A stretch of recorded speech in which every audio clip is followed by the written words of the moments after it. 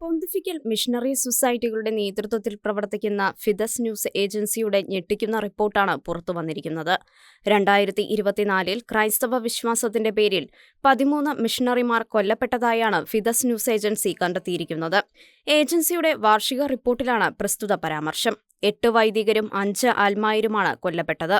ഏറ്റവും കൂടുതൽ കൊലപാതകങ്ങൾ നടന്നിട്ടുള്ളത് ആഫ്രിക്കയിലും അമേരിക്കയിലുമാണ്. ബുർക്കിന ഫാസോയിൽ 2, കാമറൂണിൽ 1, ഡെമോക്രാറ്റിക് റിപ്പബ്ലിക് ഓഫ് കോങ്കോയിൽ 1, ദക്ഷിണാഫ്രിക്കയിൽ 2 എന്നിങ്ങനെ 6 കൊലപാതകങ്ങളാണ് ആഫ്രിക്കൻ ഭൂഖണ്ഡത്തിൽ സംഭവിച്ചിട്ടുള്ളത്. അതേസമയം അമേരിക്കൻ രാജ്യങ്ങളായ കൊളംബിയ, ഇക്വഡോർ, മെക്സിക്കോ, ബ്രസീൽ എന്നിവിടങ്ങളിലായി 5 പേരാണ് 2024 കൊല്ലപ്പെട്ടിരിക്കുന്നത്. കൂടാതെ പോളണ്ട്, സ്പെയിൻ എന്നീ യൂറോപ്യൻ രാജ്യങ്ങളിലായി 2 മിഷണറിമാരും കൊല്ലപ്പെട്ടിട്ടുണ്ട്. ഇവരെല്ലാവരും തന്നെ അക്രമം, ദാരിദ്ര്യം, സാമൂഹിക അനീതി തുടങ്ങിയ മനുഷ്യന് വിനാശകരമായ സാഹചര്യങ്ങൾ നിലനിൽക്കുന്ന മേഖലകളിൽ പ്രവർത്തിക്കുന്നവരാണ് എന്നതും ശ്രദ്ധേയം. സുവിശേഷത്തിന്റെ പ്രചരണാർത്ഥവും സാമൂഹിക നീതി സംജാതമാക്കുന്നതിനും അക്ഷീണം പ്രവർത്തിച്ചതിന്റെ പേരിലാണ് ഇവർ രക്തസാക്ഷിത്വം വരിച്ചിരിക്കുന്നത്.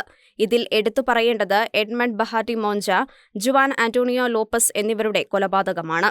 എഡ്മണ്ട് ബഹാത്തി മോജ ഒരു മാധ്യമപ്രവർത്തകനായിരുന്നു. ഒപ്പം ഗോമയിലെ റേഡിയോ മരിയയുടെ കോർഡിനേറ്ററും. വടക്കൻ കീവ് മേഖലയിൽ ആയുധധാരികൾ സംഘം ചേർന്ന് നടത്തുന്ന ആക്രമണങ്ങളെക്കുറിച്ച് അന്വേഷണം നടത്തവെയായിരുന്നു എഡ്മണ്ട് ബഹാത്തി മോജ വെടിയേറ്റ് കൊല്ലപ്പെടുന്നത്. യുദ്ധമുഖത്ത് പ്രവർത്തിക്കുന്നവരുടെ ദാരുണ അവസ്ഥകളുടെ നേർസാക്ഷ്യമായിരുന്നു എഡ്മണ്ട് ബഹാത്തി മോജയുടെ മരണം. അതേസമയം ജുവാൻ ആന്റോണിയോ ലോപ്പസ് ഒരു അൽമായ മിഷണറിയായിരുന്നു. ഹോണ്ടുറാസ് ആയിരുന്നു പ്രവർത്തന മേഖല. അഴിമതിക്കെതിരെയും ക്രിമിനൽ സംഘങ്ങളും പ്രാദേശിക ഭരണ നേതൃത്വവും തമ്മിൽ വർദ്ധിച്ചുവരുന്ന ബന്ധങ്ങൾ തുറന്നു കാണിക്കാൻ ശ്രമിക്കുകയും അതിനെതിരെ പോരാട്ടം നടത്താൻ ഉദ്യമിക്കുകയും ചെയ്തതിന്റെ പേരിലാണ് ഇദ്ദേഹം കൊല ചെയ്യപ്പെട്ടത്. ഇന്റർനാഷണൽ ഡെസ്ക്, ഷിക്കന ന്യൂസ്.